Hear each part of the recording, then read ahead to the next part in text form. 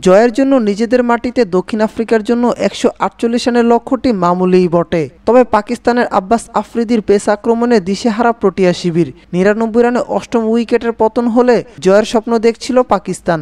এতটা কাছ থেকে দক্ষিণ আফ্রিকা আবার একটা চোকাস তকমা পাবে, এমনটাই হয়তো ভাবতে বসেছিল অনেকে।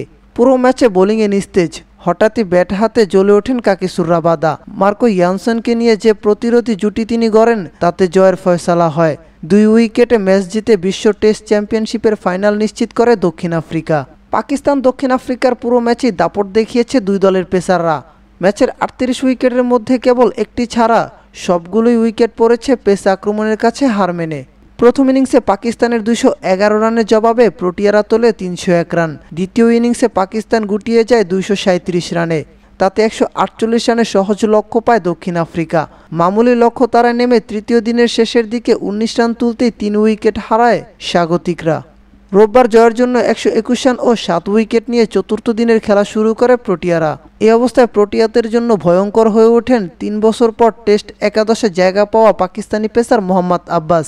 এডেন মার্করাম ও টেম্বা বাবুমার ৪৩ রানের জুটি ভেঙে দিয়ে স্বাগতিকদের মনোবলে চির ধরান তিনি। এরপর তুলে নেন ৬ উইকেট। এতে ৯৬ থেকে ৯৯ রানে যেতে প্রোটিয়ারা হারায় ৪ ব্যাটসম্যানকে। এরপর কাগিসো রাবাদা ও মার্কো ইয়ানসেন জুটি বাঁধেন। ২৪ বলে ১৬ রানে অপরাজিত থাকা ইয়ানসেন সামাল দেন চাপ। আর রাবাদার ২৬ বলে ৩১ রানের ইনিংসের সুবাদে ম্যাচ জেতার সঙ্গে নিশ্চিত হয় ফাইনালের টিকিট। প্রথম ইনিংসে ৮৯ আর দ্বিতীয় ইনিংসে ৩৭ রানের ইনিংসের সুবাদে ম্যাচ সেরা হন এডেন মার্করাম।